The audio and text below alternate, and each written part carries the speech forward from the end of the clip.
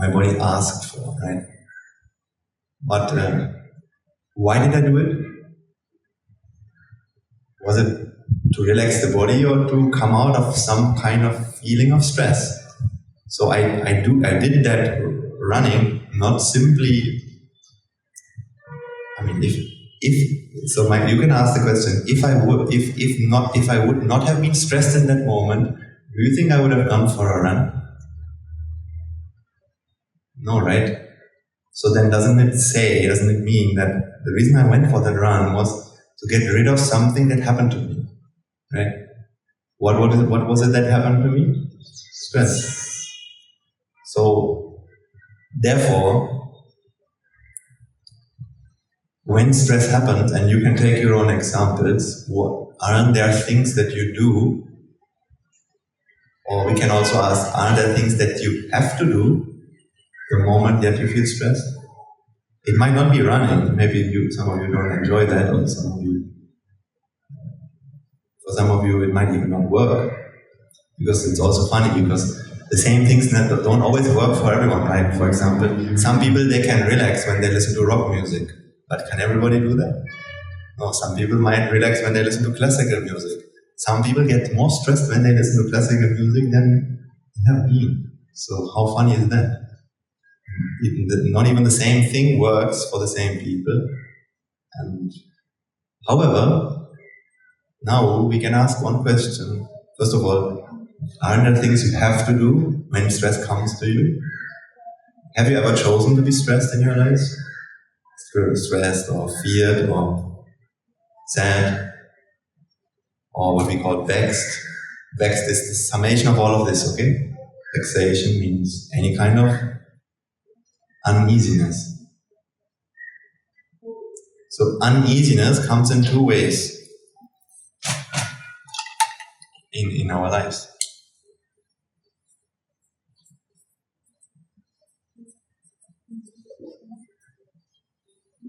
The first way, or the first category of feelings of uneasiness that exist in our lives are, of course, physical uneasiness.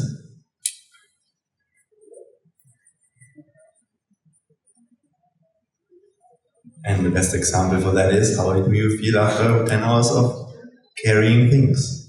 When you have to move into an apartment, carry some furniture, maybe you work in the garden, maybe doing sports, then you will feel tiredness, physical uneasiness.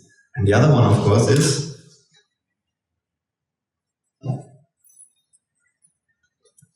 mental. So when I'm using the word uneasiness, of course, we always use another word for that. Maybe you don't know that word, so I'm going to repeat it a few times, not only this sermon, but also later. I don't know whether this word is being used outside the premises of our monastery, but let's say the community of our monastery and everyone who's listening to Dhamma and discussing Dhamma with us, we sort of use that word. And it has our teachers have started to use that word to express a certain feeling, and that word is vexation. Okay?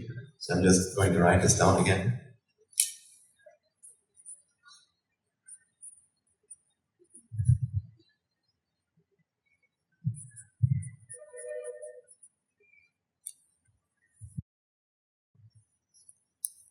So, vexation, stress. Now, why are we here? Actually, we are here, I hope so. I hope you are here. If you ask yourself why, you might have many answers. Sometimes you might say to learn the Dhamma. Sometimes you might say to attain Nibbāna. I don't know. Could be many reasons. To understand the mind, to understand my life, to solve problems in my life. These can be the reasons. But you can see, when you follow all these kind of answers, you will come to a certain common point. That is, of course, happiness, right? Achieving happiness. So, and last time I also explained to you that achieving happiness is like not sure, is it called an oxymoron? Something that the statement in itself makes no sense, like the colorless color. I don't know.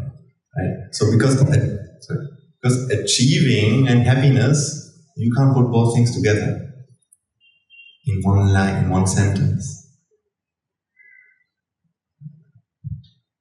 It's like if you say the blind man saw the movie.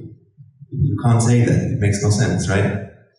So likewise, achieving and happiness is something you can't bring that together. You can only either be happy or you can achieve, or you can be in the process of achieving something. But we can't call that happiness, right? That is a simple point you need to understand.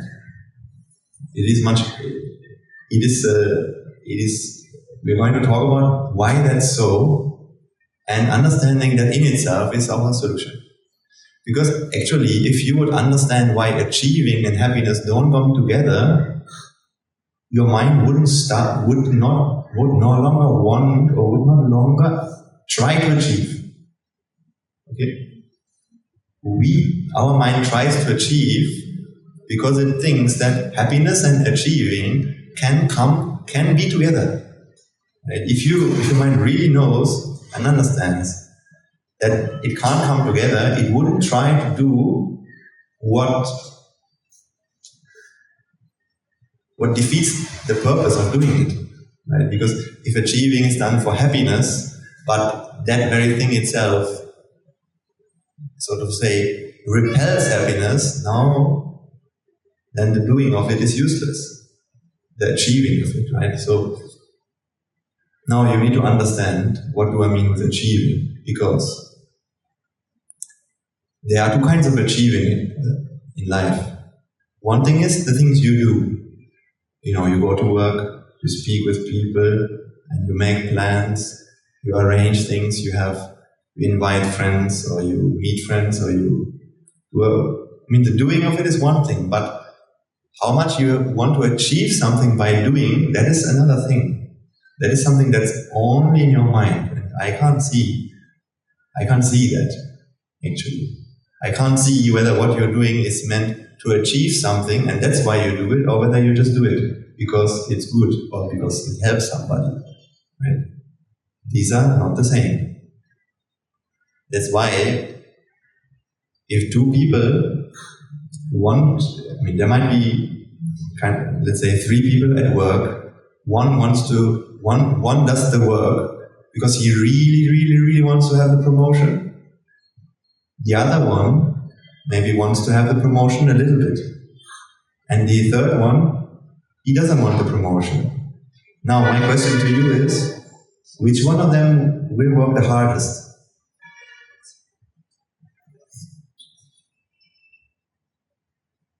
Now you might think, well, the one who wants to achieve the promotion most will work the hardest.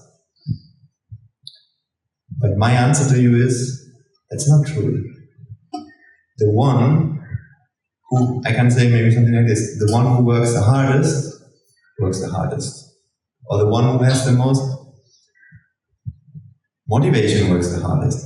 But you can be motivated, or you can work hard without wanting to achieve something, that goal, just because it is right, just because it should be done, just because maybe it helps others.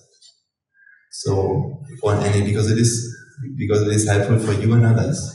That's why you can do it. So even the person who doesn't want to achieve anything might work really hard, and actually that is where we have to go.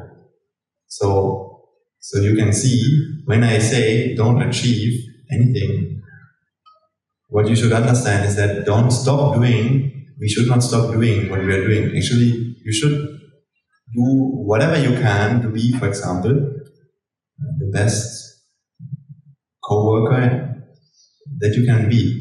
That's why when I used to start listening to these sermons from our monastery 2 or 3 years ago, maybe 3 years ago, there was a description in the videos which was, this Dhamma is there, or these sermons are there to help us become the best father, mother, husband, wife, co-worker, and so on that we can be. So, in other words, being the best in something, being the best co-worker, that is something you should become, hopefully, if you listen to these sermons, or if you practice properly. It is when it gets misunderstood, when Dhamma gets misunderstood, people think, I should no longer be a good co-worker, I shouldn't care that much. Because caring is one and expecting is another thing, right? So caring we have to do. For example, one of the friends who started to practice this Dhamma with me a few years ago, and I showed him these sermons. He's in Germany right now. After he came to our monastery last year, and he was with us for a year, for a month, and he used to do a lot of merits in that time, and associate, of course, monks, anagarikas, or Mahasangha. He took home this lesson that I have always I have always been working really hard, but that was just working. It never earned me any merits.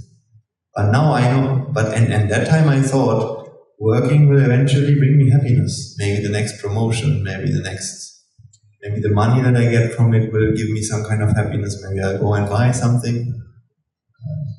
Maybe I'll go and travel around. Maybe I can build a house and have a family or something like that. But when all these things when all these goals started to it's not that he can't do that, but when he realized that is not where I can find happiness, happiness is something I have to find within me, then, of course, the question started to come into his mind, what's the point of this work now? And, well, we all have various ways in which we can do something for others. If you have money, that is one way you can do something for others. And I'm not saying you should spend it all for someone else. You must be reasonable about the way you do it, so that you can sustain and fulfill all your duties and responsibilities, and you are also true to yourself and the state of your mind and where you are and what you need and what you don't need. So if there are things you don't really need to do, or you don't really, which don't benefit you, you might consider giving them away. Why not? You might be able to help somebody. Recently I talked to a man who, for all of his life, he used to read a lot of books and actually collect a lot of books. Always with the hope that the next book that he will buy will be the revelation to him. It will reveal to him everything he has yet come to understand, and something that he's looking for. Now he started to understand, what's this nonsense that I'm doing? Now I have this wall full of books in my home, and I never read them even once. But I always thought that this book is going to do it. So now he doesn't need these books anymore. I mean, maybe he needs some of them, but there are many he doesn't need. So what did he do? He considers, he talked to me and said, so in answer, maybe I should give this to some charity.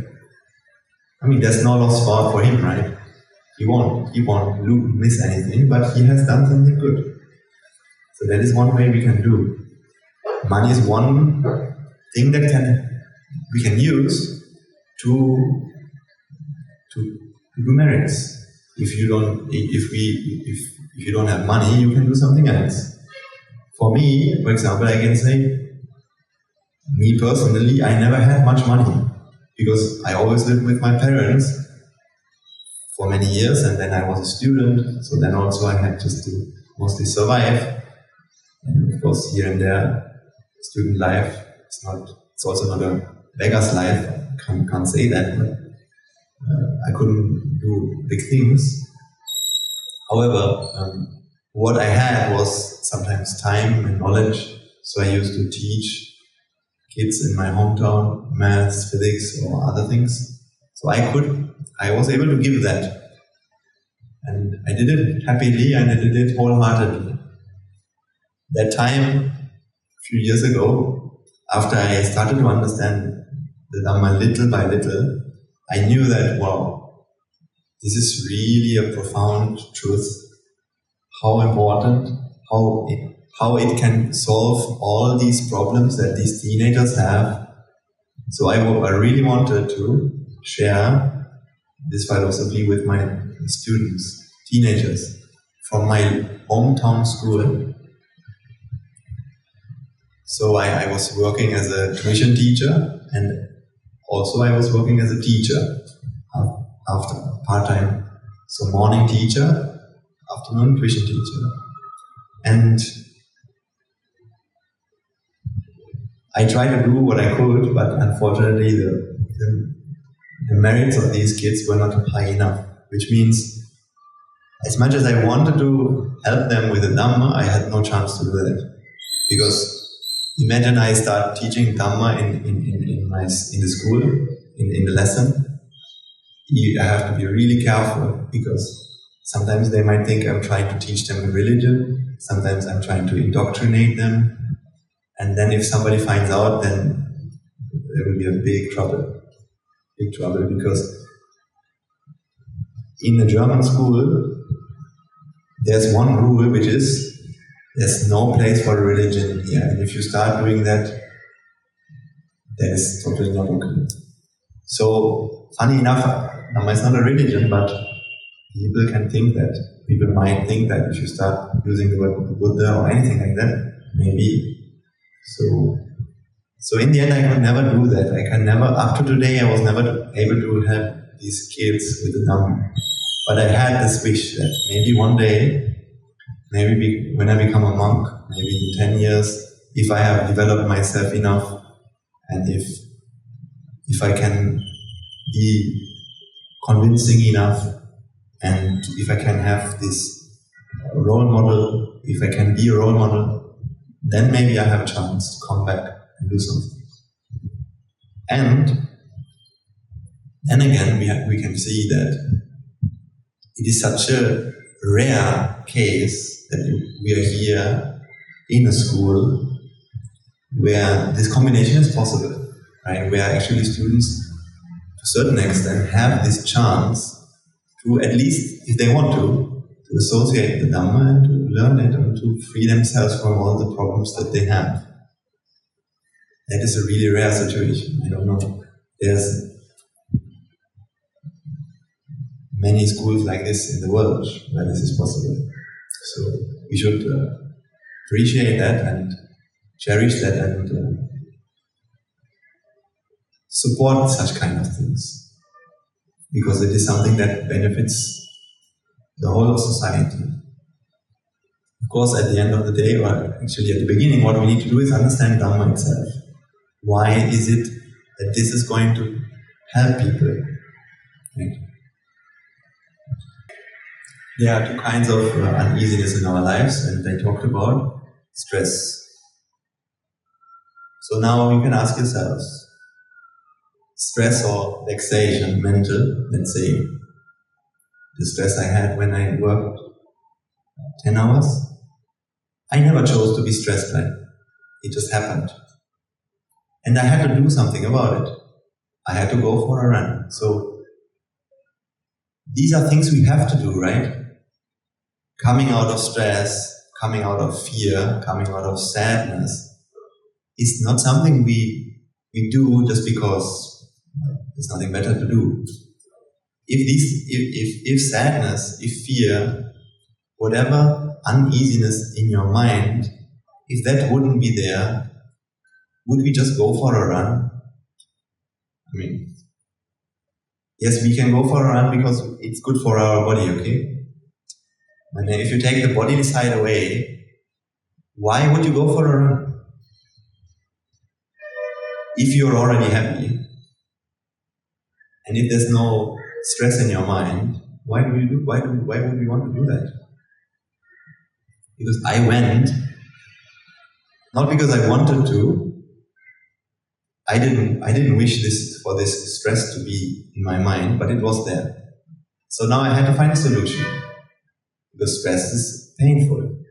So what did I do? Well, I had to do something, and what I knew I could do and what I knew could help me was running, going for a run. So then I did it. So I had to do that, right? Now, so the Buddha, all he really wants to show us is how we can be free from this vexation. Because then in itself we are already happy. We don't have to achieve anything. It is only being free of that, which we call as Nibbāna. Right? Free from mental uneasiness is Nibbāna. Free means, well, we have to understand free clearly. Free means it's not there and it will never ever be able to be there. For example, right now in this room, is there a horse? No, right? So this room is free of a horse right now. But couldn't a horse come in here? Could do, could happen. Somehow it could happen, right? So that means still this room and this arrangement of a room and the fact that there's no horse here is a very conditioned situation. It depends on a lot of conditions, right? It is because of certain conditions being true that there's no horse here, but it could happen. So therefore, that's actually not Nibbāna. Yes. Nibbāna means, actually there are no causes to give rise to this. There are no causes that give rise to this. So actually what we need to understand is that this uneasiness and this vexation, these are all conditioned things. Condition means it is because of causes these things happen. Processes, these are processes. When causes come together, this happens, or this manifests. This is an effect. Last week I talked about this. So by removing one of the causes, we can get rid of this. I gave this example of the fire last week. A fire is an effect.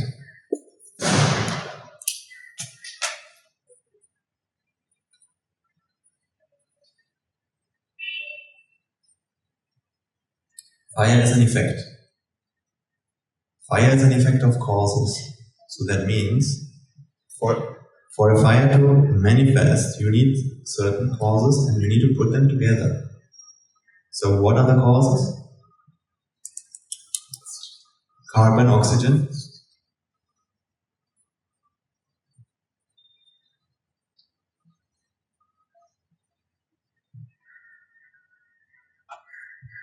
Carbon, oxygen and heat. So it is when these three causes come together, fire manifests. It is the presence of these three causes together which manifests as a fire. So the moment that you remove one of these three causes, let's say, that means, imagine you stop the supply of oxygen, you no longer supply oxygen into it, what will happen? The effect will no longer manifest. That's it. So the way to stop anything in life is simply just remove one of the causes. That's how it works. Similarly, this can also be stopped. Vexation, uneasiness can be stopped by understanding how it happens. That's what the Buddha came into this world. That's why maybe if you have heard about Paticca-samuppada, avidya, paccaya, sankhara, and so on and so on, this is what explains how this happens. So that is the doctrine. Little by little we are going to go into it. And then happiness is something that it's not achieved because actually it's just that something stops, right? This fire, if this fire is extinguished, then that's all. So has something come into being now? No, it's just the stopping of the fire. And we can say, when that's gone, when this is gone, when the mind, or when we don't feel uneasy, well, what remains is, we can say, happiness. Because I talked about this point that achieving and happiness don't go together, right? So I'm going to write this down as well.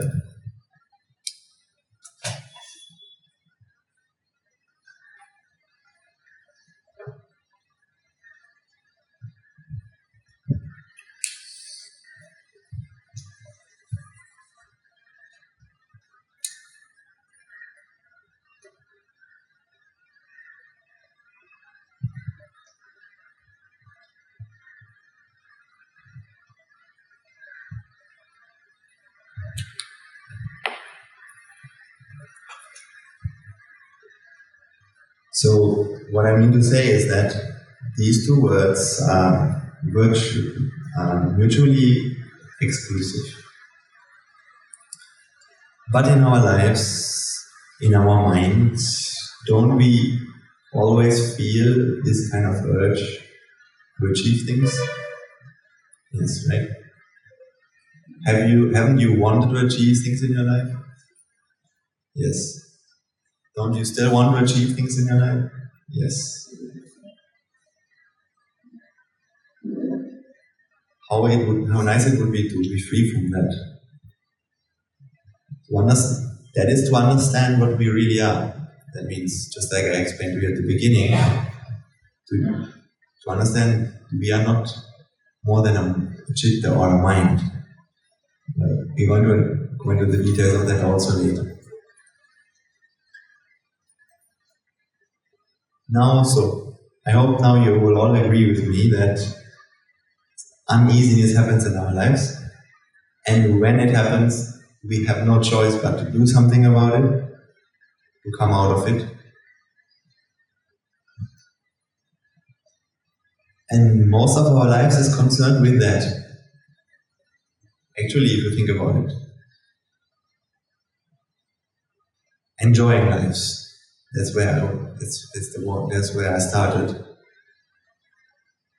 People say that people try to enjoy lives. Enjoying life means, to me, can uneasiness and enjoyment go together? No, right? So you can only enjoy life if life is easy, not when it is uneasy. So when you have fear, when you have stress, when you have all these kinds of emotions, can you say that you enjoy life? No. Therefore, somebody who has fears, can he enjoy life? No. Somebody who is sad about things, at least in that moment, at least when that emotion exists, we can't enjoy our lives, right?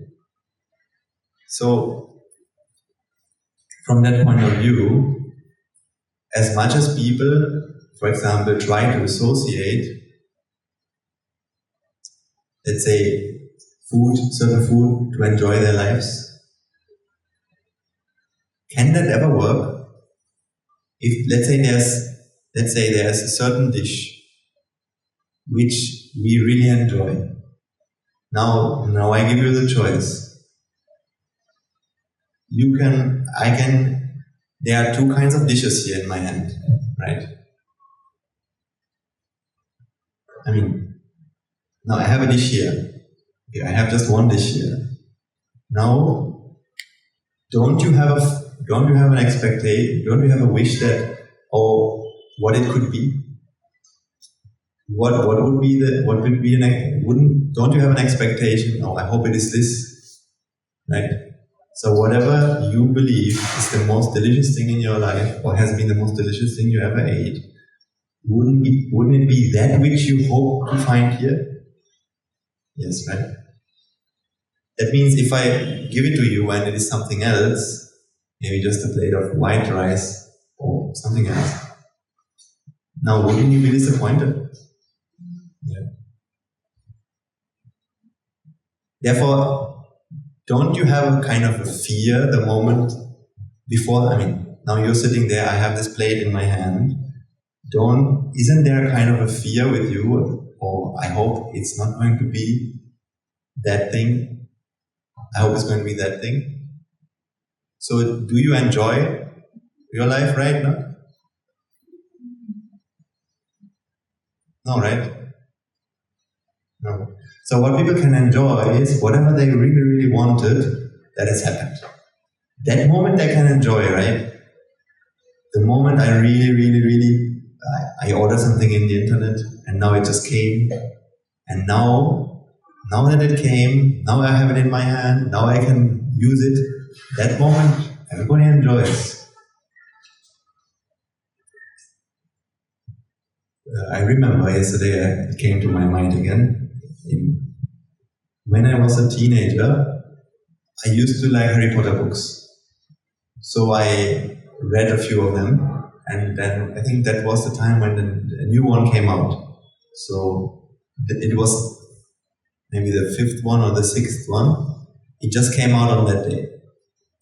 And my parents, they had this brochure which came every month where you can order things. And they offered this service. You can order this Harry Potter book, and midnight, the day when it is being released, the postman will come to your door and bring you this book. So you can start reading it the night it is released, even before the shops open on that day. So I used to convince my mother to do that for me. So we ordered the new book, and I was staying up all night until 1 o'clock maybe, until the postman came, and then I started to read the whole night. So now let's see. Before I got the book, how did I feel? Nervous, vexed, anxious. What if the postman will come? Maybe it will not come. I had these kinds of feelings. Then of course the postman came. And the moment that I opened the package, having the package in my hand, still I wasn't sure, is it going to be the book inside or not? So it is when you have the book in your hands and you can start reading that you can actually enjoy. Every moment before that, can you enjoy that? No. So, and then after you finish reading the book, actually, even when you're reading the book, at the beginning it is really nice, but even reading the book is not, you can't enjoy even reading the book actually. Because what happened to me was that spending time with Harry and the others in a story which I didn't know already, because I read all the other books before, so these were boring. So this was a new book. So now I could spend time with Harry and Ron and all the other characters in a story which I never read before. But this book only has 800 pages. 800 pages, come on, that's just maybe 2 days. So it was like a dream. A nice dream, but very short. 2 days only and then gone. So actually what happened was, 100 pages, how long does it take? If you really, really enjoy reading, it would be 2 hours, I don't know. So then after these 2 hours, you start, 100 pages gone, only 700 more. Then the book is going to be done. I hope this day will never come. I hope this book will last forever. So that means, even while I was reading this book, I was afraid this time will ever end, right? So that means, for example, let's say my brother, he also likes to read the book. So I have it in my hand, now I'm reading. Now he comes, what's that? Is it a new Harry Potter book? Okay. What's happening? Tell me. I need to read. So then, what if he wants to take it from me? He grabs it out of my hand. What if I'm going to the washroom and then he's grabbing the book and starting to read, and now he doesn't want to give it to me? No? That means whether my brother would take this book or not, the chance of it happening itself causes me a certain kind of fear, right? What if he will do that? I hope he will not do that. Or something like, my mother comes in and says, So now you have read enough, you need to go to sleep for school, or simply the fact that in the morning you have 10 minutes before you need to take on your shoes and go out to get the bus. So you read these 10 minutes, but then time ends up and okay, you have to go to school. So life throws all of these disturbances at you, and now you have to accept it. So even when reading, you can't really enjoy that. And when it is over, well, it was a good read, it was a good laugh, but you have no chance to associate it anymore. I mean, you can read the same book again, but it's not going to give you the same feelings, right? So therefore, you want more of it, because we always want more, but you can't get it anymore, right? So this feeling of happiness that we all experience, ladies and gentlemen, in our lives, it's so evasive. Evasive means you can feel it as much as you want. When it is over, it is as if it has never happened. It's basically like that, right? So you can't take anything from that and say now you are a king. Now you have actually achieved anything, because then this is the case with manifestations. Ultimately, you cannot create anything. For example, this clock is standing on this table. The light is shining now for at least nearly 1 hour on this clock. So therefore, the shadow is being produced for 1 hour. So we could say every minute, let's say 10 grams of shadow is being produced. That means we could say, okay, the more the light shines, the more shadows are being produced. So if I remove this clock now, I have produced at least some shadow. How much shadow have I produced here? Have I produced any shadows here? Let me remove the clock. Nothing. It's as if there was never a shadow here, right? All I can see is a white piece of cloth. Just the same thing that was there before somebody put this clock here today, right? As if this clock has never been there. So, if I try to take this clock, okay, and put it there in the hope of producing a shadow, how much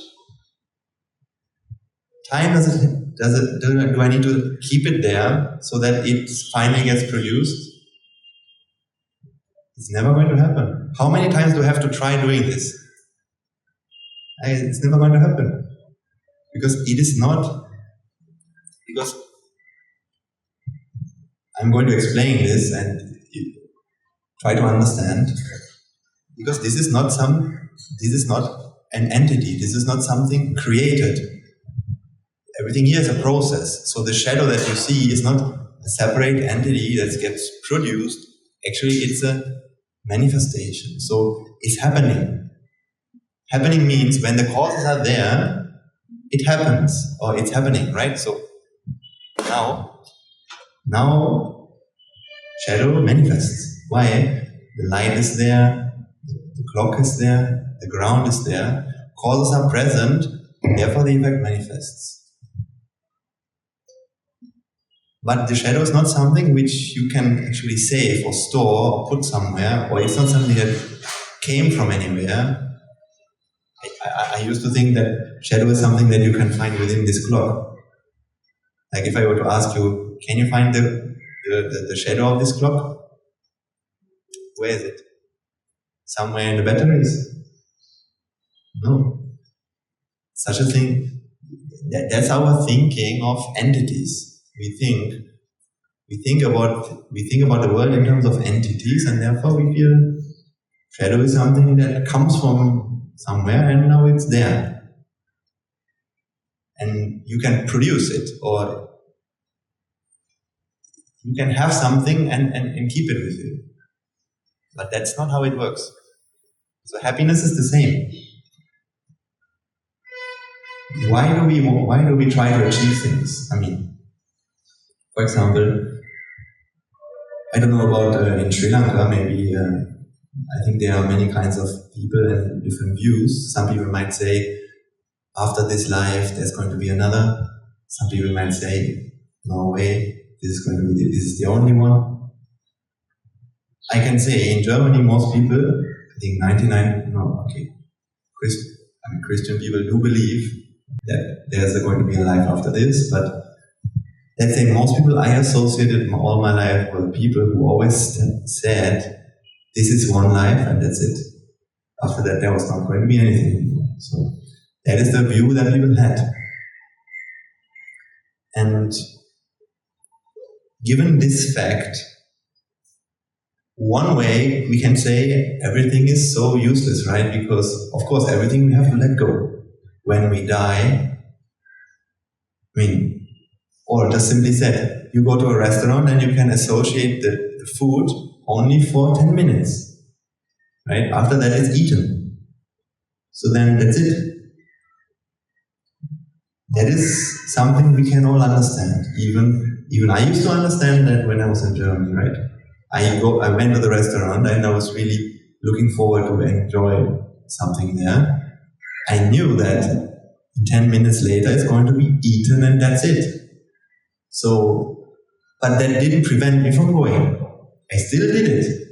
Why? Because I felt that when I leave this restaurant, I will leave at least with something that I didn't have before I came.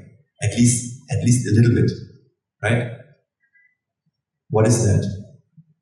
Happiness. Or a nice memory.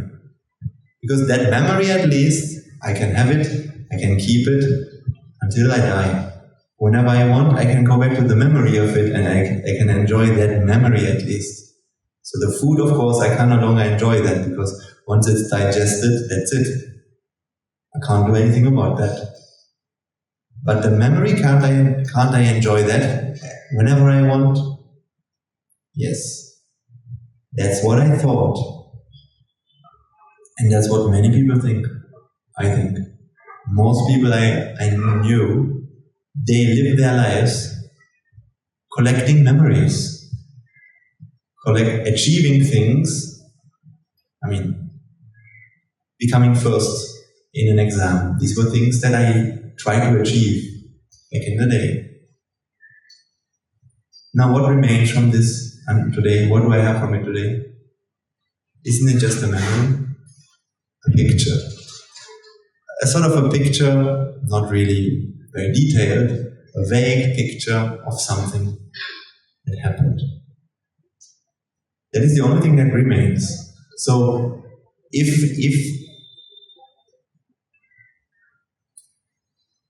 there is not any happiness in this, then what was the point of doing that? But people believe now, at least some happiness is there, so therefore it was useful. And therefore it is useful to achieve things. So we need to understand what the Buddha's message was about this, because the Buddha tried to say that these are just memories. It's like pictures, just data. You can't use it. It's not good for anything. It's not good for happiness. And it doesn't have to be. A memory is just a memory. It's not more than that. It will not serve you for your purpose of finding happiness. So collecting memories, collecting nice experience and achieving things, it's useless. Because this happiness that we feel, which exists in the outside world, there's no such a thing.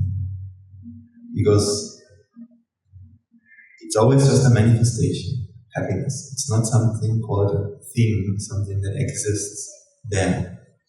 If you can understand this point, then I can guarantee you will be the most happiest person alive. Because you wouldn't want to do something which is useless. And in doing so, it is that we suffer. In trying to do something which is useless, we suffer. Therefore, when we realize it is useless, we don't do it anymore. I'm talking about what happens in our mind, okay? So, what we do in the outside world, whether we have a family or not, whether we go to the job or not, all these things are okay. But we do it for happiness, right? Because we believe happiness is in there. That is something we need to question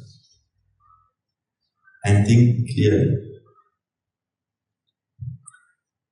That is why in the next few weeks I really need to explain you this process of happiness.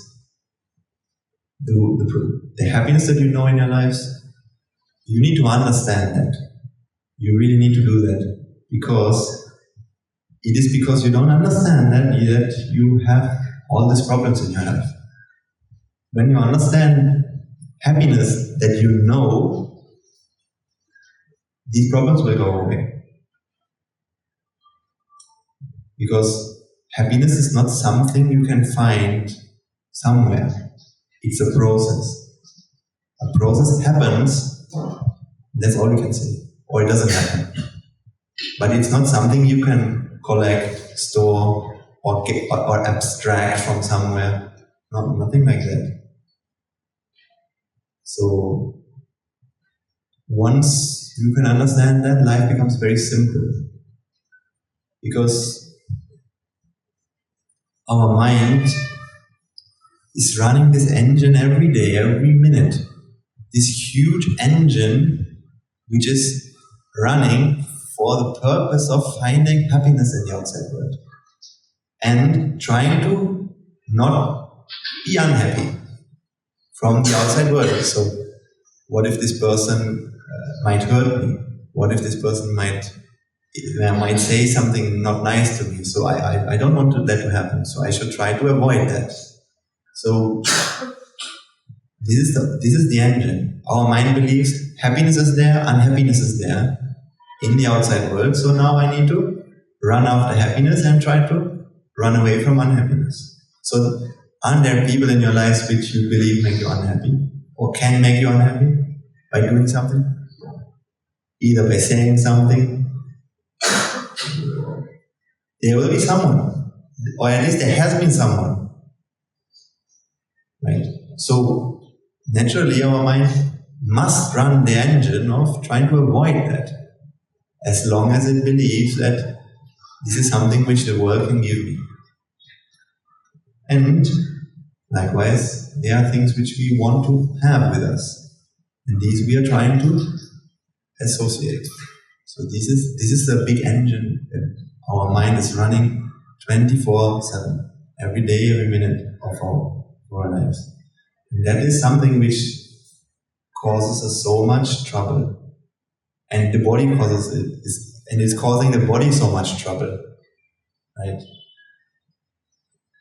Think about how we use our body, for what purpose. The mind, why we are using our body.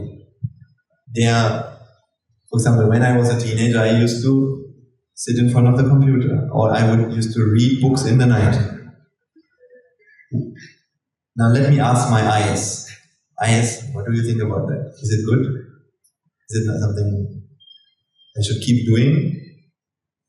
No. The eyes will never say, yes, great, keep me open for another three hours in the darkness, just with a little bit of light, please do that. No. So therefore, likewise, now I have to wear glasses. Maybe that was one of the reasons, I don't know. Could be. Could very well be. Then the way we associate food, is it just because it's something that we need to sate our hunger, to be healthy? Or is it something that we do, the mind does for happiness, to associate pleasure, to find pleasure, to take happiness from that, as if it is something that it exists in the food. I mean, that's all I'm trying to explain. It's not about what we eat, whether we are going to fast food or not. It's not not necessarily that, but we do it for happiness. So we try to stuff something inside our body, which, do you think the body likes that?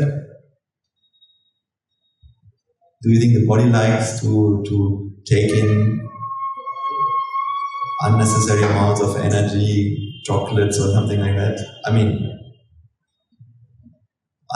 no, it doesn't like that. Right? So, but we do it, we put the strain on our body to fulfill our mind. I mean, to try and fulfill our mind. So, yesterday I was thinking about sportsmen, people who are trying to become the fastest runner in the world, the fastest, the most successful football players. So, aren't they abusing their body? I mean, sometimes a football player in Germany, when he's 40, all his limbs and joints, they are basically ruined. So he can't no longer play that sport once he becomes 40 because he has abused it. I mean, I don't want to accuse him of anything. That's not the reason I'm saying this, but the body certainly never liked to do that. The mind had a quest, the quest to be very unique and a unique individual. I can be the best football player. That is what I can be. Then I am unique. Then I am special. So, for that, and for happiness which I can achieve by doing that, let me torture this body and train every day, and sometimes taking hormones in various ways. That is, some people go to the tanning studio for being, so I'm not sure it happens in Sri Lanka, but in Germany I know, I knew many people who, to be more tanned, they go into a tanning studio so that they can have a more brown skin, so that it seems like they have been on holiday in some kind of Italy or Spain. And when people say that, oh, he or she was in Spain on the beach, I also would like to go to the beach, but I can't. So then we feel this value is there. This is something valuable. Skin like this is valuable. Why? Because it means that person can go on holiday to the beaches. But in Germany, there's not that much sun. We don't have beaches. I mean, we have, but tanning, you can't do that. Mostly it's very cloudy and rainy in UK and Germany beaches. But Italian beaches at the Mediterranean, that is another story. Again, right? So they go to tanning studios to expose their body to radiation, which is actually cancerogenic, so it can cause cancer, skin cancer. They do that. Why? Has the body asked for that? No. Because of the mind's desire to be special, to be valuable, to be unique. Or, simply said, simply spoken, because the belief is there, a tanned body will give me happiness. Therefore, let me tan my body, then I can be happy, because right now I am not. So, that's what happens. So now, that is a never-ending quest. It's a never-ending quest. Because, so, I'll write this word down so that you remember it, and I will try to explain it to you in various ways over the next few sermons. But you need to understand this word, and this word is called pleasure. Pleasure simply means happiness that we all know. Whatever the happiness that you have experienced by seeing something, hearing something, smelling something, tasting something, touching something, or thinking about something, these kind of things we call pleasure, is happiness, right? Have you ever experienced anything else? Think about anything, any happiness you have ever experienced. Wasn't it because you saw something? Or you heard something? So seeing means maybe you go and look at a nice picture. Maybe you see a person that some relative of yours or your friends. You see that person. That makes you happy. You hear something that makes you happy. Smelling, tasting.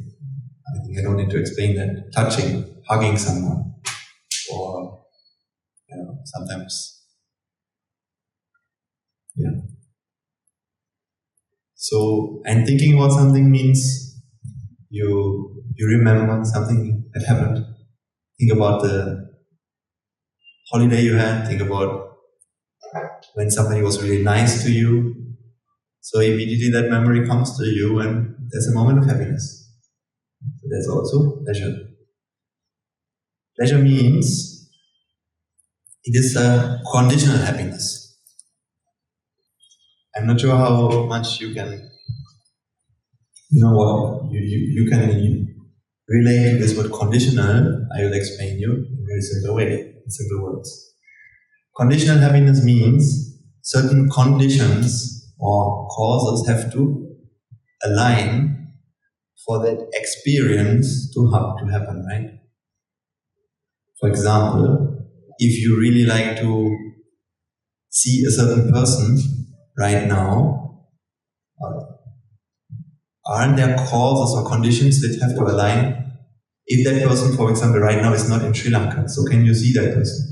No. Okay, you might say you can see that person on WhatsApp. Now still, WhatsApp means you have to have a phone, right? If you don't have a phone, or if your phone battery runs out, or if the Wi-Fi connection or the mobile connection is not working, or if that person has its phone with him or not, maybe that phone is not with that person right now, or it has no battery, or there's no mobile connection in the other country. Let's say all of these causes are there. Let's say you have a phone and right now there's a mobile connection here.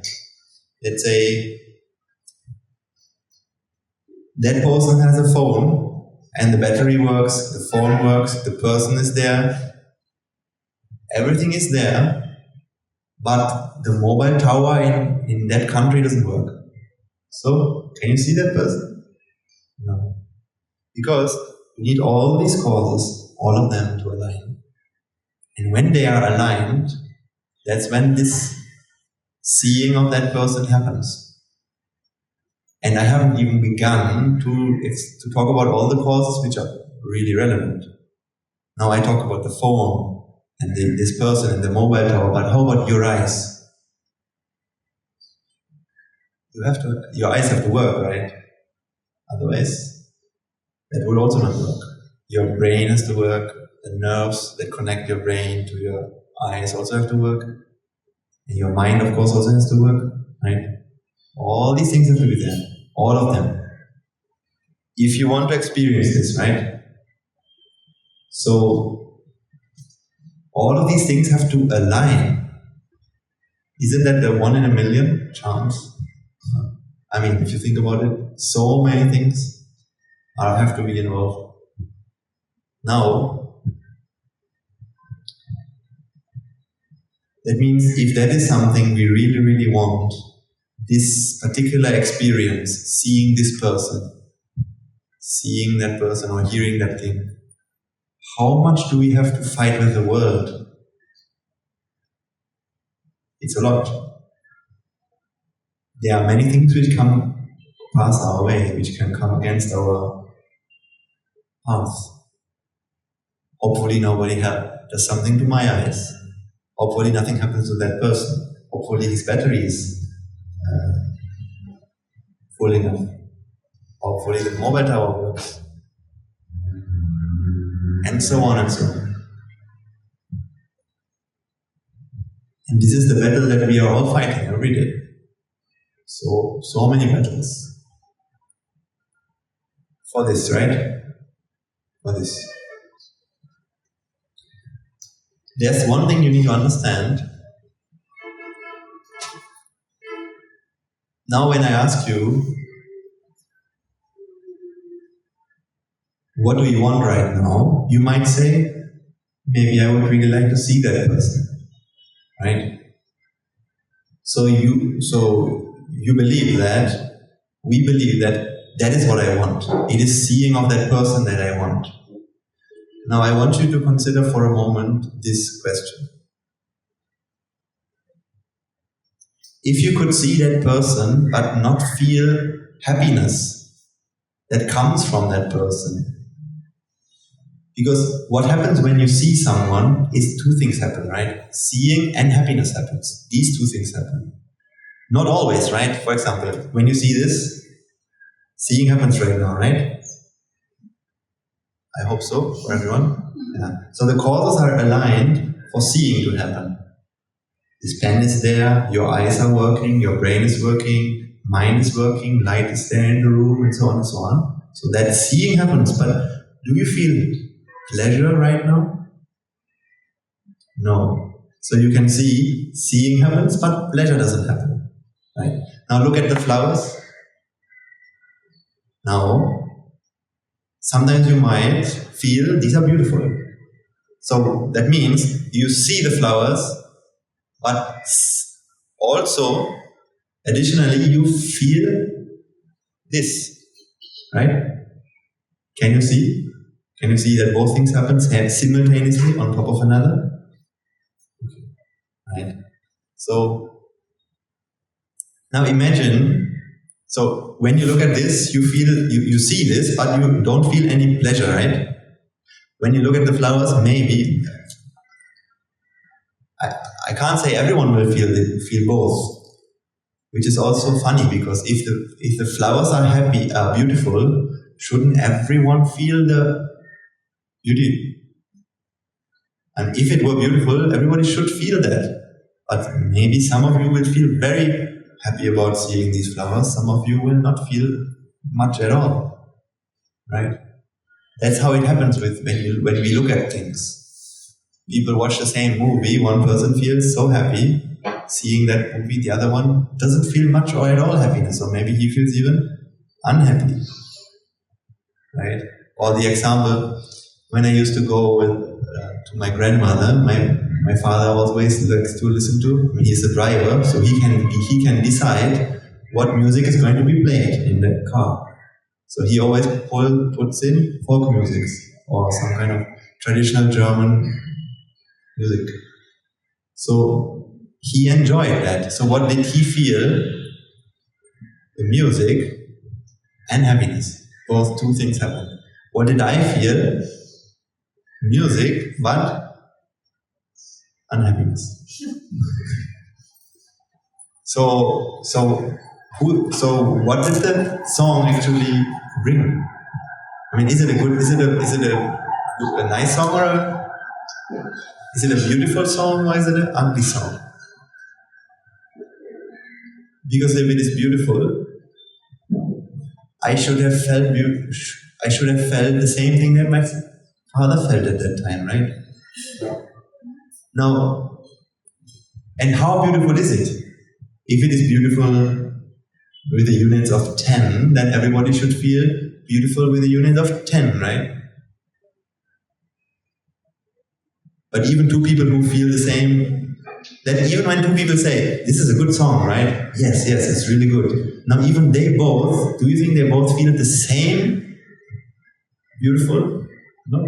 Some of them say, yeah, it's quite good, I like it. And the other one says, this is the best song I have ever heard. Right? So therefore, not even two people who both feel happy hearing that song agree upon the question, how much beautiful is it? So therefore, is it something that is in that song? Can't be.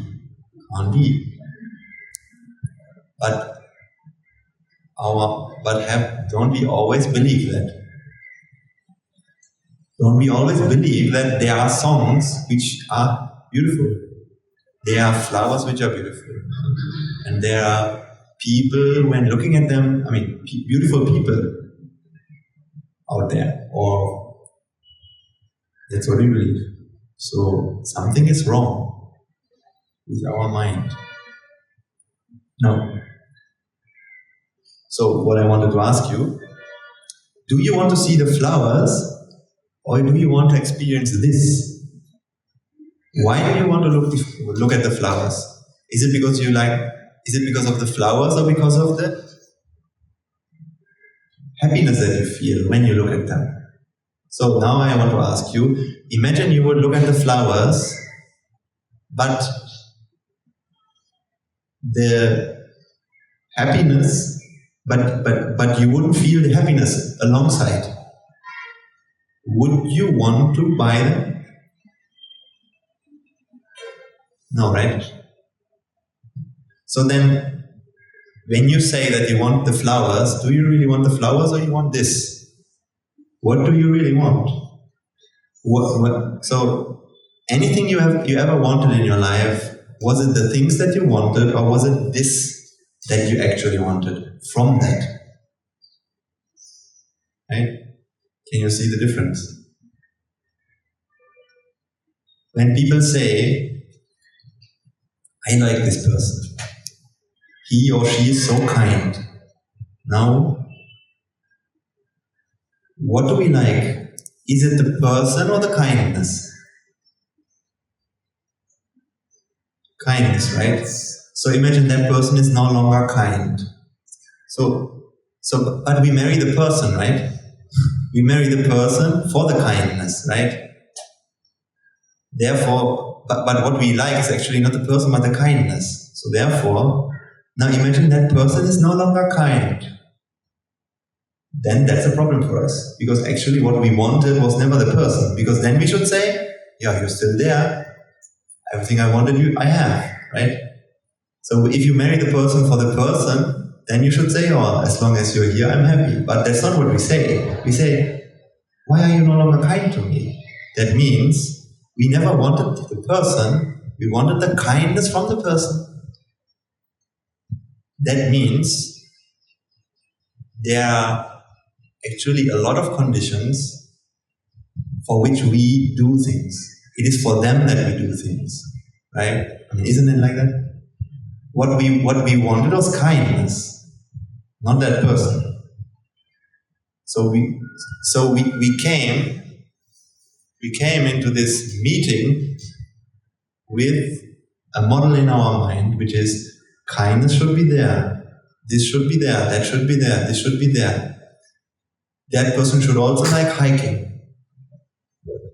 That person should also like to talk about politics, or not. I don't know. Maybe rather not, right? So there was once somebody who told me, I really like my girlfriend. I can watch news with her. And we can talk about, actually he said, we can talk about something like, I guess what he meant to say that he doesn't have to talk about nonsense, or she will tell her, oh, I bought this, I did this, I bought this, which he didn't want to listen. He felt they can talk about something interesting, like history, arts, politics, and they can have an intellectual debate. So he liked that. But again, actually, what happened is, in his life, he always had an idea of what he was looking for, right? He was looking for someone to talk about politics with. So therefore he liked her. Because actually what he likes is talking about politics, not her. It is these conditions that we like. It's not that outside thing that you like. That is a very important thing you have to understand and reflect on. Because if you don't understand this, you will face tremendous amount of trouble with others around you, all the time. And you will not understand, you will not understand them either. Because sometimes they might be selfish and act selfishly to you. And then you might feel that they are so unfair to you. So you will blame them. Why do you do that? Why are you like that? And then you'll accuse them, or you might accuse them of selfishness. But you need to understand that our mind, as long as it is unaware of these truths, it is built-in selfish.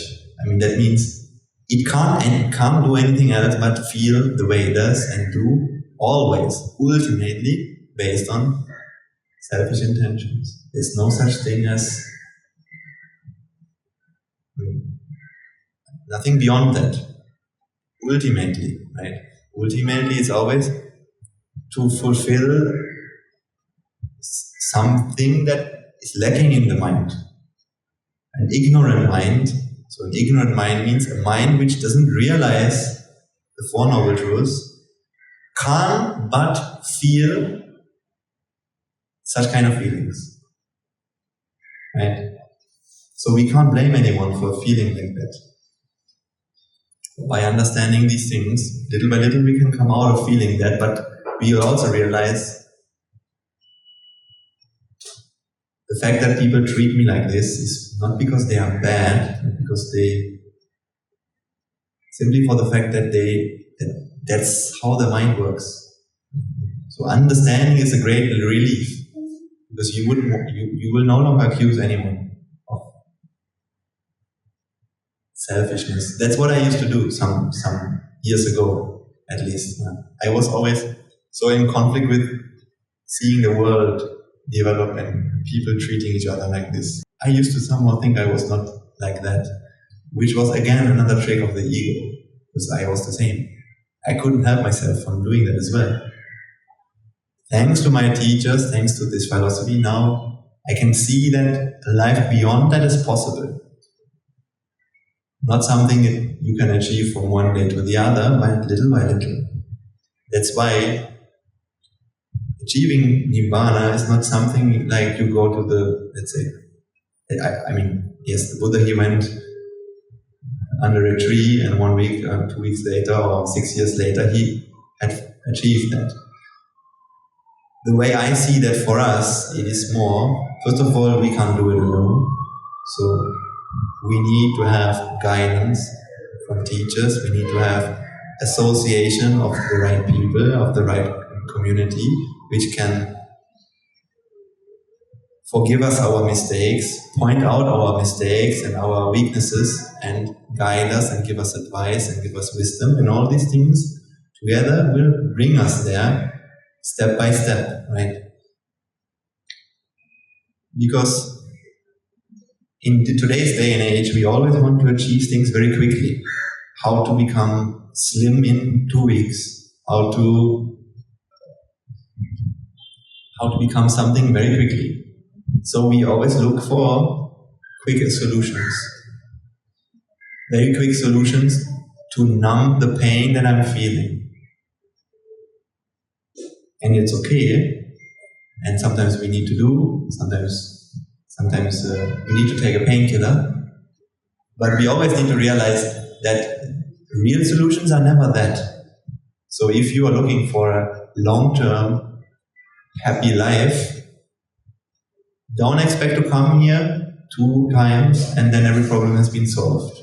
Yes, maybe some things that are being said in this sermon, if you are meritorious, you will get a point and go home with that point, and the problem that you feel at this moment will be gone. Sometimes it is simply you have a problem and somebody listens to you, and after you talk with that person, you feel relieved. So you think, oh, good, thank you, my problem is gone. So you go on doing whatever you were doing before.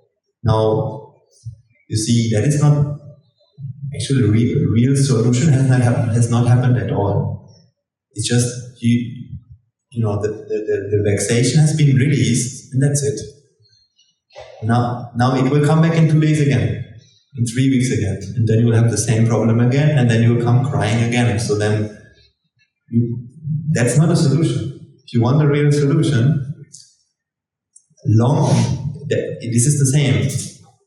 We can, when a new year starts, everyone is very quick to say, now I'm going to change everything, I'm going to do this and that and the other thing, and for 2 weeks we do it. But if you want long-term happiness, then what you need is the right habits. Because habits is what determines your happiness, not what you do once. What you do once will never give you happiness, nor will it really, nor will it ever be able to make you suffer for a long time.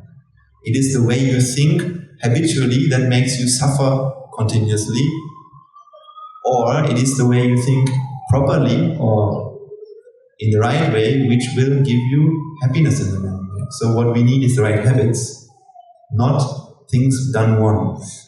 So you cannot come here once and then say, good, thank you, I'm going back to my life. Because what you do every day is still the same then, right? You haven't changed anything there. Therefore, your life will not improve at all.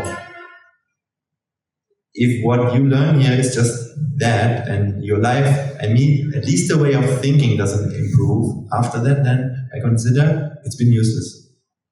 Then either I haven't done my job, or you haven't done your job for that effect to happen.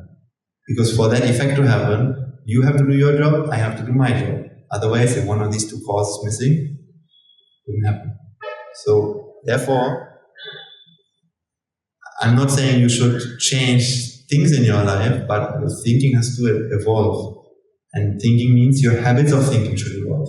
Because if that happens, your feelings and the way you feel and the happiness in your life will also improve. That's how it happens. So we need the right habits. And for Nibbāna also, we need the right associations. We need associating the right people, the right views. And the more we do that, the more our habits start to evolve, and with the right habits, it will happen. It happens gradually, and this is a long-term thing. This is something that happens little by little. So real improvement, real change is something slow. That's how nature works, right? Usually nature is not in a rush to do something. But it takes its time, but then at the end of the day, it has a solid foundation. So, therefore, if you want to have your life actually improve, it's better you do something proper, something good every day for 5 minutes, but you keep doing it, rather than you do something for 2 weeks, but you do it every day. If you want to learn a language, for example, I'm in the process of learning a language. I used to realize that many times. If you want to learn a language, it's better you do it every day in 10 minutes, but at least you do it every day, rather than you do it for 2 weeks, the whole day, because it's pointless. So all these New Year resolutions are useless when it comes to actually improving your life. Why? Well, if it's just something you do for 2 weeks, then useless. But if you actually start to make it a habit, then it will be something that actually gives you something. And here again, all I can really do is, I can give you habits or views. With the views, you can create habits. Habits of thinking. And habits of thinking will translate into habits of speaking and habits of acting, and then that's what your life is. Ultimately, your life is just a bundle of thoughts, speech and actions. So that's how it works. Now, today we have started to talk more about pleasure. So I asked you this question: is it when we say that we want to associate this thing, that thing, we want to see this movie, or we want to see this person, is it really these things we want to see, or isn't it more the pleasure that we feel from them? If I were to give you the thing but not the pleasure, then would you still want the thing, or would you go and look for the pleasure somewhere else? I mean, that's what happens, right? It is actually not the thing that we want, but it is this pleasure that we want. Then you need to understand, Nothing more. Otherwise, you might think that you want things. Right? And the Buddha, what he tried to help us with is to correct this kind of connection, the thing. So, this is the relation. There's an object or a person, and there's pleasure, and there's an arrow between that. So therefore, this is where we want to. So this is how we proceed. Because we think there's a connection. What we want is this. So the road that we go. So let's say we are standing here. The road that we go is through the object, right? Like this.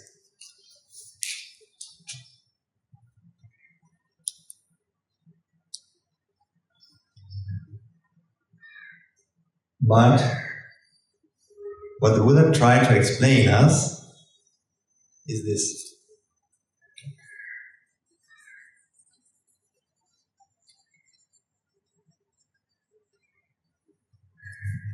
Okay. There's no bridge between these two islands. Let's say there are two islands. You want to go to island B, but you have, all you know is that there's a connection. So you don't know this connection, right? From you to there. So you don't know anything about that. But what you know is that by going on this island and taking the bridge from there to the other island, then I can make it. Now the moment that somebody explains to you there's no bridge, would you go to that? No. So this is not a problem, but this is also not a solution. For what? For you trying to go there. Right? Maybe this is a solution for something else. But if you want to go here, this will no longer be a solution. Right? For example,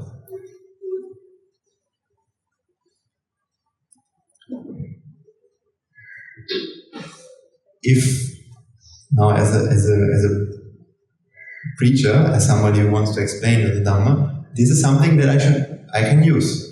Why? Because for explaining the Dhamma, I can use to write with this. So this helps me to do that. But if I want to find happiness from this, that means now what I want from this is different. Then how much does this help me? Then it can't help me at all. Right? So this is the difference. Therefore, this pen is not something wrong. That's why I'm using it, because it helps me to achieve the purpose of explaining something. But if I were to try and use this pen for the purpose of finding happiness, then this would be most useless. Right? So this is how we have to think about the way we interact with the world. We always need to ask ourselves, why? What is the purpose of my interaction with this? Why am I associating this? The why will give you a lot of answers about yourself. And then you can interact with the world properly. So this connection is something we feel, but the more you understand, when you understand pleasure is a process, you realize there is no connection. Then you can't go this way anymore. And you would try to attach, then you will also not attach to anything, right? What's the point of attaching to something? Because what we want is pleasure, so then we attach to the object for the pleasure. But if there is no pleasure in the object, then what's the point of attaching to the object? Right? So then so once you realize this attachment is gone, then you are free. That's it. That is simple, but simple to say. And understanding is also not something difficult. This is not deep science, right? I hope you all can understand this. I mean, I can draw it in a very simple with very simple words, but this wisdom is something really subtle. So that's why I keep giving you different examples, keep giving you different analogies, and example by example, your wisdom will mature. That's why, again I say this, if you really want to reap the rewards, what you need to do is earn merits. Because when you come here with merits, then you have like a fertile environment. Your mind has a fertile environment to plant the seed of wisdom. So then I can give you the seed and it can actually grow. Otherwise I can give you the seed but you can't grow it. So then it's like useless, right?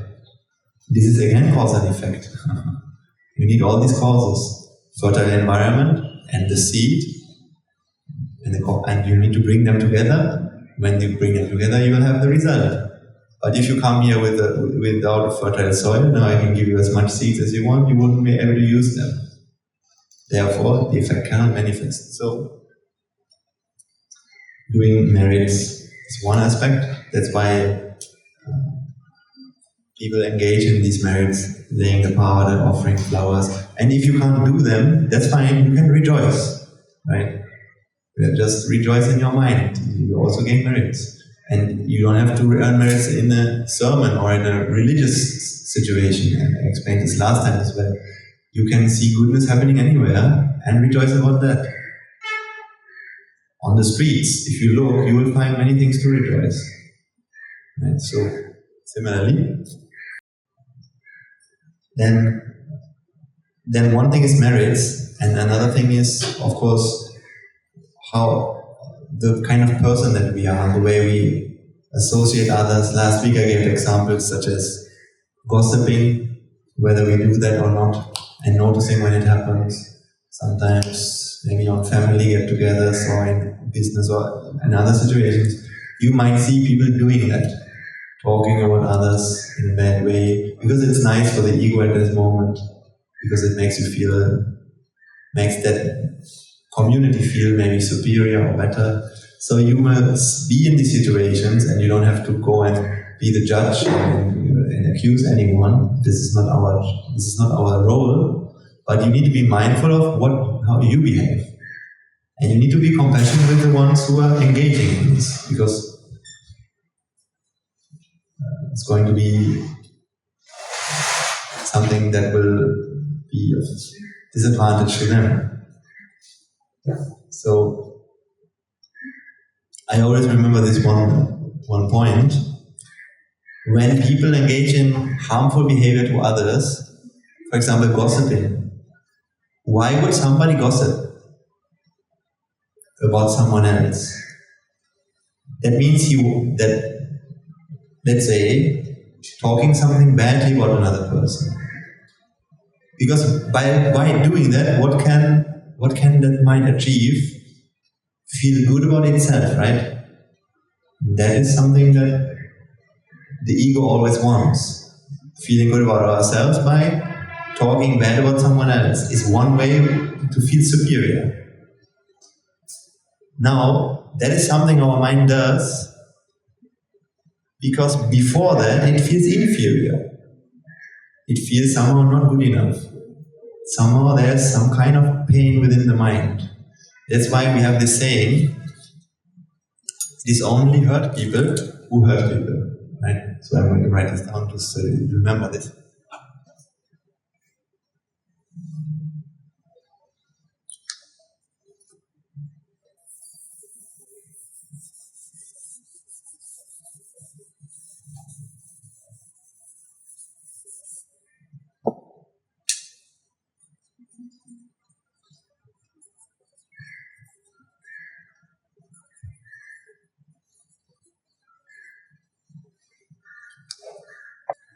So, this is also a very important rule of thumb that you have to understand and apply.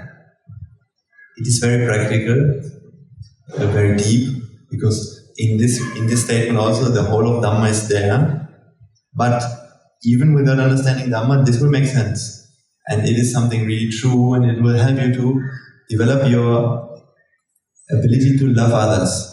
Why? Because if you see somebody gossiping, you need to see that mind feels vexed.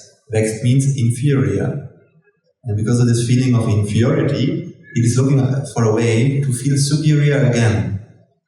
To come out of this because feeling inferior is always something painful, right? In that moment, we feel we are not good enough. Somebody's better. Something is wrong with me. Maybe something in my body is wrong. Something in my mind is wrong. I'm not smart enough. I'm not beautiful enough. I'm not old enough. I'm whatever. So, because we don't like that, then the mind tries to be superior in one way. So, to come out of this pain that is there in the mind. Right? And sometimes the way we do it is by hurting others. So, hurt people means the people who hurt others do that because they hurt themselves. Therefore, we should have compassion on them because actually they have a pain. If they would not have the pain, they would never go and hurt someone. Right? So, whereas before, when you see somebody doing bad things, you might judge and say, he's such an idiot, why is he doing that? So you be accused him. Now you can see he's helpless because he feels a pain, and to come out of the pain, he does that. So then you have compassion. Then you can develop this compassion for that person. And that helps you a lot to no longer be angry with the world or with that person. Then you will have the intention to help this mind or this person come out of this pain somehow. That is when you become at least a good person and beyond, right? So you might sometimes not have anything to gain by helping someone. These might be situations in your life. Maybe next few days you will be in a situation when you can help somebody and you don't have anything, and it will not give you anything. It won't give you anything. Just for example, you pick up the litter somewhere on the street or somewhere where nobody's looking at that. So it helps someone, it helps many, but it might not be something anyone will ever get to know about, so nobody will ever praise you about that. Still, when you do that, then that is the making of a person that we need for this Nibbāna. This is the kind of mentality we have to train. Doing something that helps another without that I actually get anything from that. Right? For example, my teacher always used to say, the way we use a toilet or a washroom, there are 3 ways we can use a washroom. One kind of people, when they go to a washroom, they use it and they leave it worse than they have found it. Then there are people who use the washroom, and after they have used it, they leave it the same way they have found it. That is usually what's written on the papers. At least in Germany, they always write, keep this washroom the same way you have found it. But better it would be to leave the washroom better than you have found it, at least a little bit. Right? So that is a mentality we need to have. So now I gave you 3 points which all have to be there for this whole Nibbāna thing, happiness thing. That means simply, for you to be happy in your life, these 3 things you should do. If you're seriously looking for happiness, you should do that. If you do that, you will win. If you don't do that, then you will not win. It doesn't matter what you want, it doesn't matter what you don't want, it matters what you do. Right? So, what are these 3 things? One is merits. Second is the mentality I talked about. And the third thing is coming here and associating the wisdom and contemplating on it. Actually trying to make sense of it and applying it into your lives. When all these things you do, the results will come. I didn't do more than that. At least I can't think of anything right now. This is it. It won't happen in 1 week. It happens over time. That you really need to do. Otherwise, yes, it's good. It's good to try out things, and we can always say, and of course you're free to come or not, always there. But generally speaking, don't expect a quick solution. So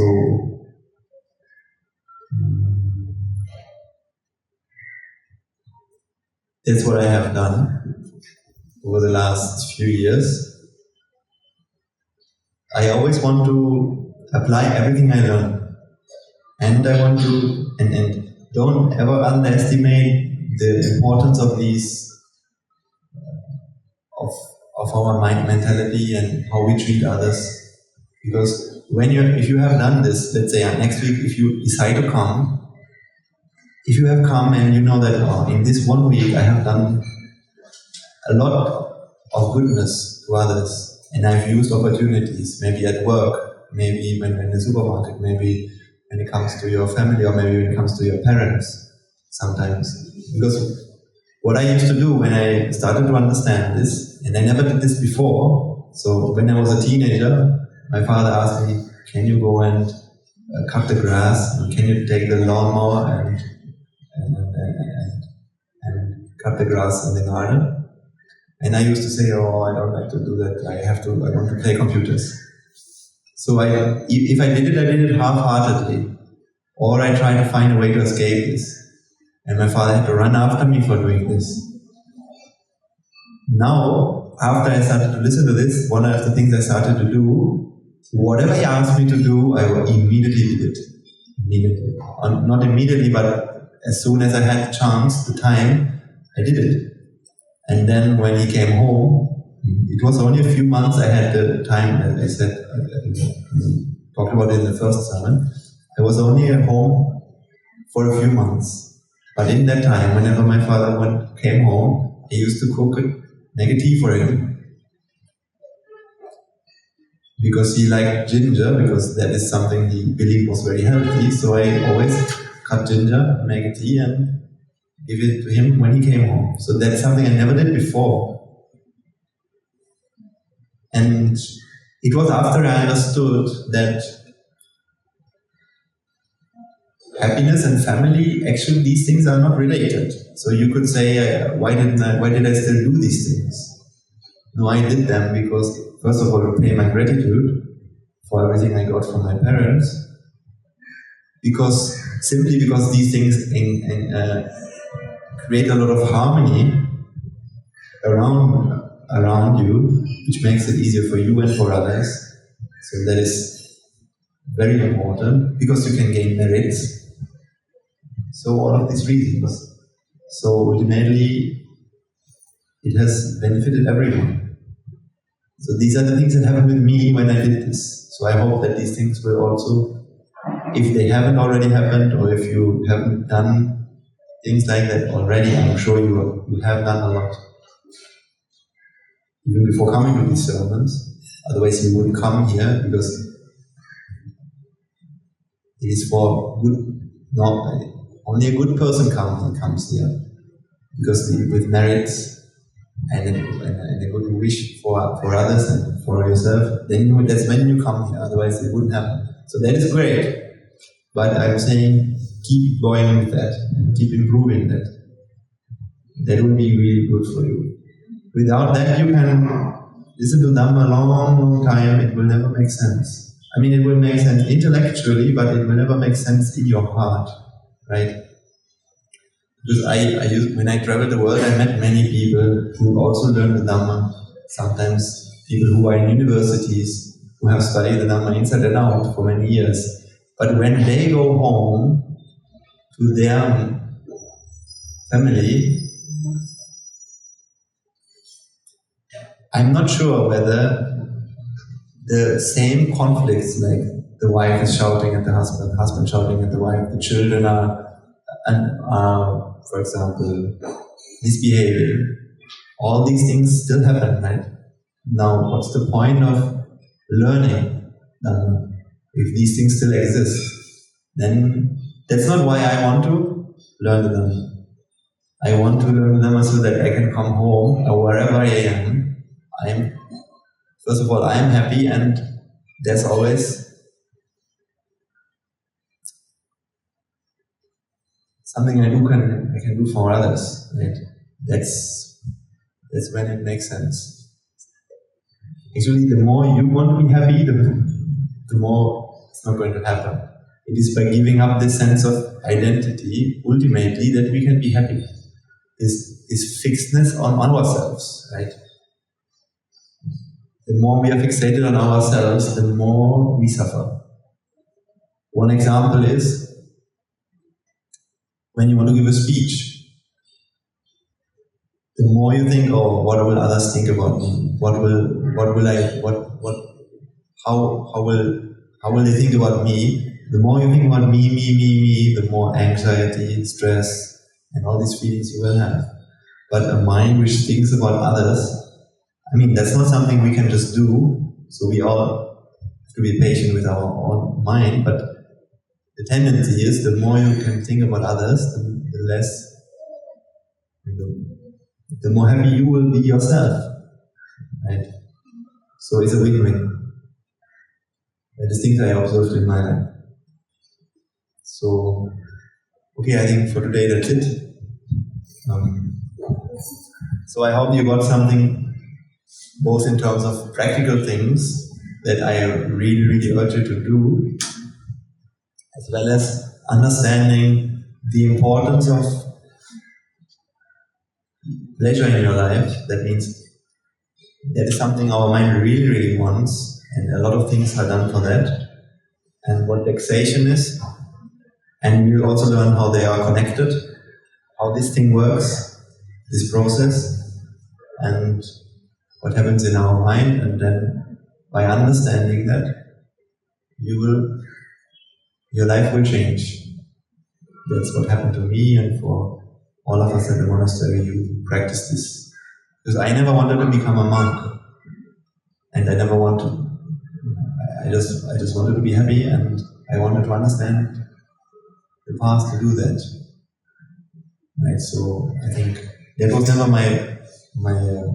my dream.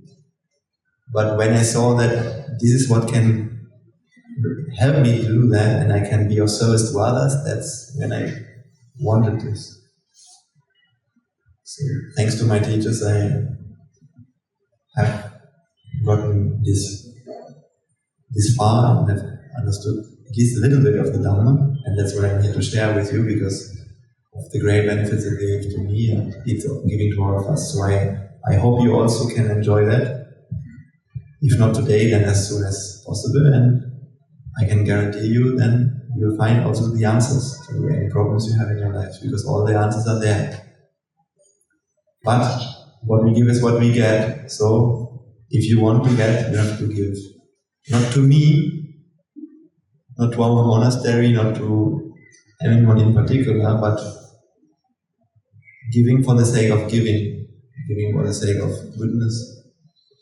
Then getting will happen automatically. You don't need to worry about that. Okay. So then we are going to transfer our merits.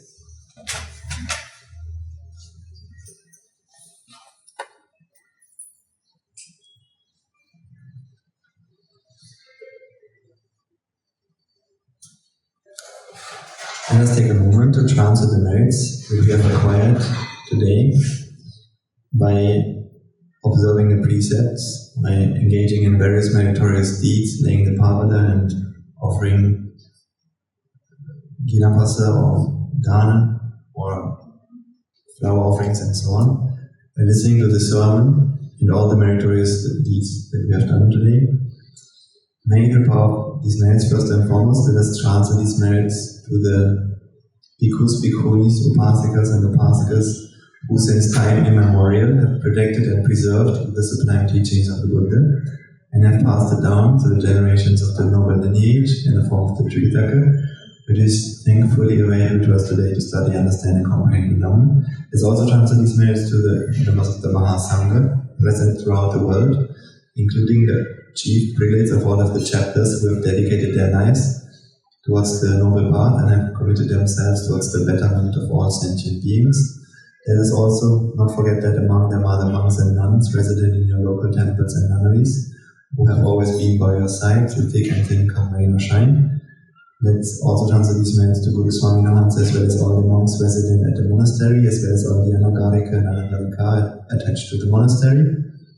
Let's also transfer these merits and express our gratitude to all those who make great efforts to disseminate the teachings of the Buddha, be that by transliterating these sermons, sharing them out with others, or inviting others to join them. If any of them have been born in the warful plane, may they redeem themselves and be born in the blissful plane. May they abstain from the unmeritorious deeds, fulfill the meritorious deeds, fulfill the noble eightfold path, and attain the supreme bliss of Nibbāna. Sadhu, sadhu, sadhu. Let's also transfer these merits to everyone who is involved in organizing this event, the chairman of the school, and every administrative staff of the school, as well. And let's also transfer these merits to all our devotees and everyone who is engaging in supplying the Mahasangha with the 4 requisites, as well as sharing their know and extending their well wishes. May through the power of these merits, everyone, if any of them have been born in the warful plane, they redeem themselves and be born in the blissful plane. May they abstain from the unmeritorious deeds, fulfill the meritorious deeds, fulfill the noble eightfold path, and attain the supreme bliss of Nibbāna. Sadhu, sadhu, sadhu. Let's also transfer these merits to our families and friends and relatives, our mothers, fathers, husbands and wives, brothers and sisters, sons and daughters, grandparents, uncles, aunts, cousins, nephews and nieces, our elders, friends and acquaintances, employers and employees, to our teachers, and to all those who have helped us and supported us and assisted us in this long journey of samsara. May through the power of these merits, they be healed of any physical and mental ailments and overcome any obstacles to their spiritual progress. May they abstain from the unmeritorious deeds, fulfill the meritorious deeds, fulfill the noble eightfold path, and attain the supreme bliss of Nibbāna. Sadhu, sadhu, sadhu.